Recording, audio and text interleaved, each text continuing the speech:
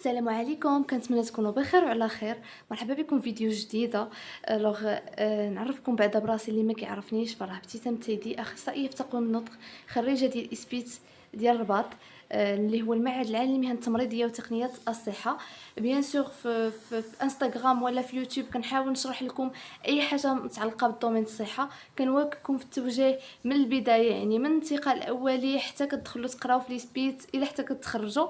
دونك جميع النصائح وجميع الفيديوهات غتلقاوهم هنايا، يكفي انكم تدخلوا لي بلاي ليست وغتلقاو كلشي.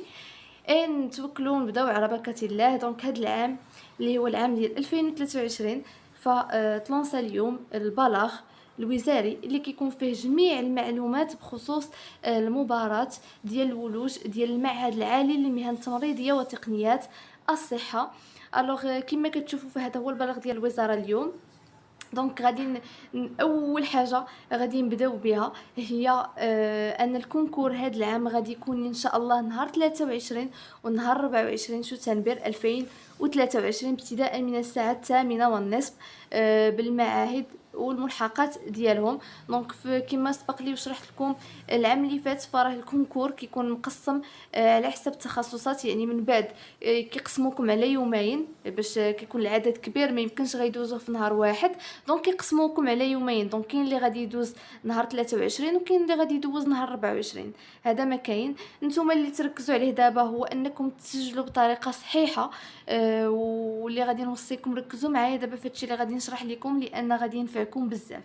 الوغ من غير هادشي فهاد الايام ضروري ما غادي يكون انا ندخل لايف ان شاء الله في انستغرام باش نشرح لكم كثار، ومازال ان شاء الله غادي نحط لكم العتبه التقريبيه الى اخره. جميع المعلومات غادي نحطهم لكم.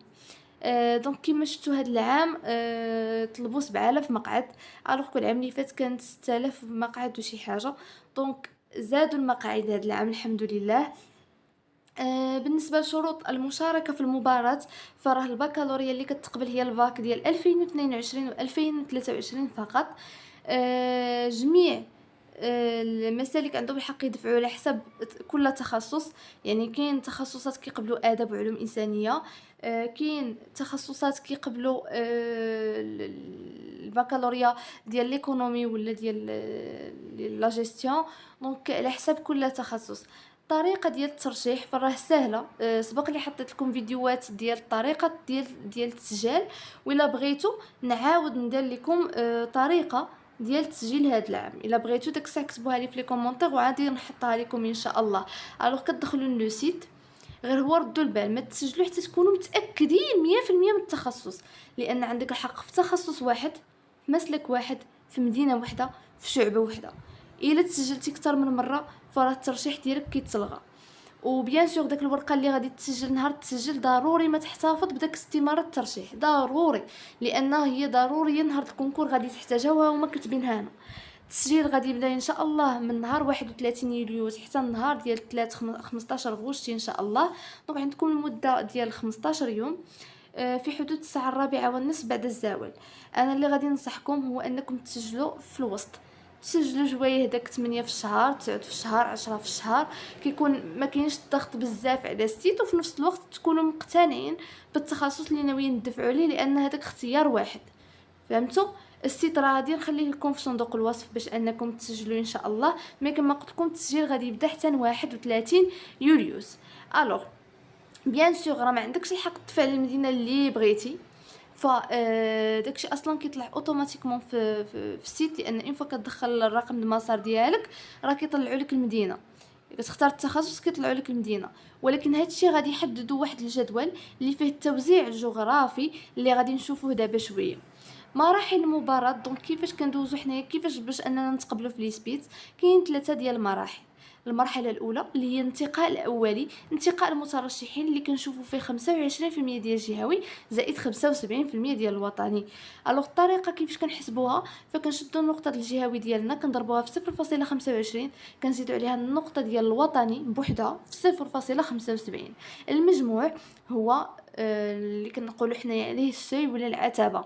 والعتبه كتختلف كل عام وكيفاش. باش ما نطولش عليكم بزاف في هذا الفيديو، غادي ندير فيديو واحد اخر اللي غادي نشرح فيه العتبات التقريبيين لكل تخصص باش ما تزرفوش بزاف، ولو ان كيبقاو غير تقريبيين لان العتبه كل عام وكيفاش على حساب لي نوط ديال التلاميذ اللي غيدفعوا. ندوزو دونك الا انت دزتي في هذا الانتقاء الاولي، بالنسبه للبكالوريا احرار فداك المعدل العام هو اللي كيتعتبر، ما كنحسبوش شي حاجه اخرى. الوغ ندوزو من غير هادشي، نهار كيتلونسا كيبقى واحد اليومين ولا ماكسيموم واحد السيمانه كيتلونساو لي ليست ديال الناس اللي غادي يدوزو الكتابي. داكوغ. دونك في الكتابي شنو كدوزو على حساب واحد الطابلو غادي نشوفوه دابا شويه.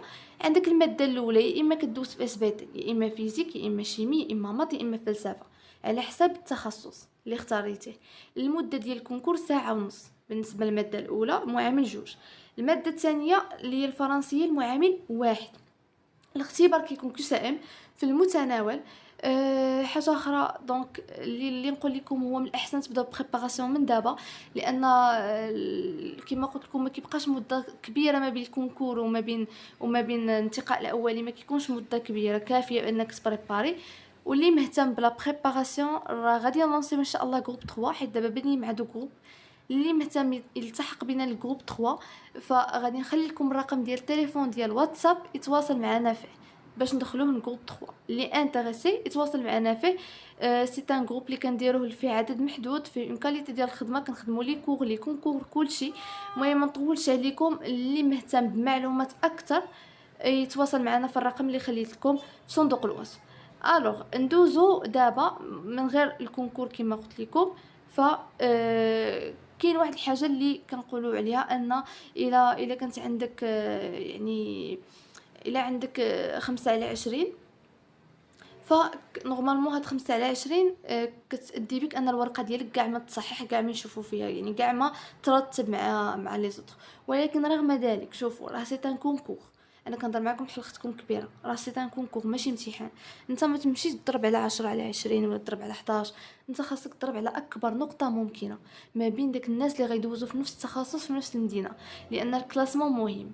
حيت من بعد راه كيما شفتوا كيستدعيو المقبولين كيديروا لائحه رئيسيه فيها العدد اللي باغيين ولائحه انتظار. ولائحه انتظار فيها هذاك العدد اللي باغيين نفسه في داك لائحه انتظار. مثلا باغيين 20 اورتوفوني، غيديروا 20 اورتوفوني في اللائحه البرينسيبال و20 في ليست داتونت. دونك داك 20 في ليست داتونت لي زوطخ اللي هذا ممكن يكونوا جايبين 10 13 14 15 وما تكلاساوش، فهمتوا؟ دونك نتوما خاصكم تحاولوا تضمنوا اكبر نقطه ممكنه وما تحقروا حتى شي ماده، لانه واخا الفرنسي المعامل ديالها واحد شي مرات كدير الفرق. دونك حاولوا تبريباري بلي دو ماتيير، عطيوهم حقهم. هادشي اللي كنصحكم به. الوغ مور الكتابي كيجي اختبار الاهليه. اختبار الاهليه كاع ما تفكروا ليه دابا، لان غالبا ما كيكونش اقصائي وماشي شي حاجه اللي تخافوا منها. دابا حاليا نركزوا على الكتابي. ابخي الاختبار الاهليه غادي نشرح لكم بالتفاصيل ديالو. ابخي فاش كدوزوا اختبار الاهليه كي لونسيو يعني التسجيل النهائي بالمعهد على حساب الاحقيه، على حساب الليست برينسيبال والليست داتونت، وكتكون تقريبا المده ديال 5 ايام باش انك تمشي تحط الباك ديالك وتحط لاكارت ناسيونال، الفوتوكوبي د لاكارت ناسيونال ليغاليزي وكشف النقاط الاصلي. دونك حاليا ما تحتاجوش تسحبوا الباك ولا شي حاجه، ماشي مشكل لا حطيتوه في شي فاكولتي ولا شي حاجه، حيت تكون مازال حتى شهر 9 وكيبقى داكشي معطل شي شويه. فاش تقبلوا ان شاء الله ويقولوا لكم صافي راه تقبلتوا، داك الساعه خذوا البكالوريا ديالكم سحبوها ودفعوها، ما كاينش مشكل. الوغ هذا الطابلو هذا هو واحد الطابلو اللي مهم بزاف، اللي فيه غادي تعرفوا التخصصات اللي كاينين في كل مدينه. وهنا لاحظت ان الجديد انهم زادوا المقاعد، زادوا الاختوفوني في كازا وفي فاس. العام اللي فات زادوها في فاس، هذا العام زادوها حتى في كازا. دونك الاختوفوني ولا العدد المقاعد 55 85 مقعد. دونك واحد العدد اللي هو مهم. الوغ في الاول كنا غير 30 واحد في المغرب، 20 واحد في المغرب، ما كناش كنقراو بزاف بينا. مي دابا زادوا العدد المقاعد الاختوفوني في كازا وفي فاس. زادوا مقوم البصر حتى هو في دونك في فاس. شنو اخر عاوتاني زادوا التربيط بالعمل حتى في فاس. كاين ساج فام زادوها في جميع المدن تقريبا، من غير ورزازات اللي ما كاينش فيها ساج فام. مساعد اجتماعي كاين عدد مهم في مجموعه من المدن ايضا. البوليفالون عدد كبير في جميع المدن. دونك هادشي فريمون تبارك الله عندكم حظوظ كبيرة إن شاء الله. مي ما تسرعوش تدفعوا حتى نحط لكم العتبة التقريبية إن شاء الله باش تاخدوا فكرة. الوغ ندوزو للعلاجات التمريضيه. دونك بوليفالون عندنا التخدير في الانعاش، عندنا ممرض بالصحه النفسيه، ممرض في العلاجات الاستعجاليه والعنايه المركزه، ممرض في صحه الاسره والصحه الجماعيه، ممرض مختص امراض الكلى وتصفيه الدم، ممرض في امراض الشيخوخه، ممرض مختص في العمليات الجراحيه، وممرض في علاجات المواليد والاطفال. هاد ثلاثه تخصصات، ممرض مختص في امراض الكلى وتصفيه الدم، امراض الشيخوخه والعمليات الجراحيه، عاد زادوهم العام اللي فات. تخصصات اللي زوينين كاملين بهم، وكل واحد خاصو يشوف فاش يرتاح اكثر وعلى حسب عاوتاني النقطه. دونك هاد العلاجات التمريضيه كيقبلوا جميع آه، التخصصات ديال الباك، علوم تجريبيه وعلوم رياضيه. وكدوزو الكونكور في اس بي تي زائد فرونسي كما كتشوفوا هنا الماده الاولى يعني الاس بي تي، دائما كنزيدوا الفرونسي. دونك هادو التخصصات عاوتاني اللي كاينين في تقنيات الصحه. بيان سور غير جيت نشرح كل حاجه ما غاديش نسالي. دونك الى متفقين نزيدو نشرحوا في فيديوهات اخرى ان شاء الله. التردد واعاده التاهيل. دونك عندنا 5 ديال التخصصات. بيان سور واخا كاين اللي يقول لي حنا اداب عندنا الحق في مصحح النطق، عندنا الحق في نسباني حركي والتردد بالعمل، وكان كندوزو كونكور في اس في تي. رغم ذلك غادي نقول لكم كاين شحال من واحد اللي بريبارا ودوز الكونكور وتوفق فيه وراه كيقرا في ليسبيت ولا كاع تخرج. دونك ماشي بالضروره لما كنتي اداب اس في تي غادي توقف زعما حاجه انك ما تقبلش فيها. مساعد اجتماعي كيدوزو في الفلسفه وعلم الاجتماع والفرنسيه، وحتى هما كيقبلوا اداب. ساج فام كتقبل عليا علوم تجريبيه وعلوم رياضيه. ما يمكن نحاول نزرب شويه باش ما نطولش عليكم بزاف. الوغ التوزيع الجغرافي هو هذا. هاد لي فوتو غادي نخليهم لكم في انستغرام باش تقراوهم وانتم مرتاحين اكثر وانتم كونسونطري. دونك مثلا انت بغيتي شعبه ممرض متعدد التخصصات، غادي تشوف الاكاديميه فين خديتي فيها الباك ديالك اكاديميه، وغادي تجي وغتشوف شمن معهد غادي يوازيها لك، يعني شمن معهد خاصك تدفع عليه. نفس الشيء بالنسبه للممرض في التخدير والانعاش، نفس الشيء بالنسبه للممرض في العلاجات الاستعجاليه والعنايه المركزه. يعني عندكم واحد ما يمكنش تدفع انت لداكشي اللي بغيتيه، فهمتي؟ نزيدو نشوفوا عاوتاني تخصصات اخرى. مثلا مصحح النطق. مصحح النطق بويسك رجعات في الرباط والدار البيضاء وفاس، دونك تقسموا. دونك مثلا الرباط عندهم الحق يدفعوا ليها المضيق في نيداق، طنجة أصيلة، سيدي قاسم، سيدي سليمان، رباط، لاص، خيرات، تمارة، خميسات، قنيطرة اكسيتيرا. كازا عندهم الحق يدفعوا ليها اكادير، انزكان، شتوكا، اتباها، تارودان، طاطا، قلمي اكسيتيرا. فاس خلاو فاس، مكناس، تازة، تونات، الحاجب، افران، رشيديه، ميدل، تخنيفره اكسيتيرا. دونك على حساب الاكاديميه فين خديتي الباك ديالك. مثلا نفساني حركه حيت كاينه غير في الرباط، دونك خلاو تسجيل جميع التلاميذ اللي مهتمين يدفعوا ليها فغادي يدفعوا نيشان الرباط. جاو الترويض بالعمل عاوتاني تقسم الترويض بالعمل. دونك كنجيو كنشوفوا دونك جميع التخصصات عندهم هاد الطريقه هذه ديال اللي كنسميوها حنايا التوزيع الجغرافي. كما قلت لكم اللي مهتم بلا بريباراسيون يكونتاكتينا في النيميرو دو واتساب ديالنا. مازال غادي نحط لكم دوطخ فيديو ان شاء الله بالنسبه للعتبات، بالنسبه لطريقه التسجيل.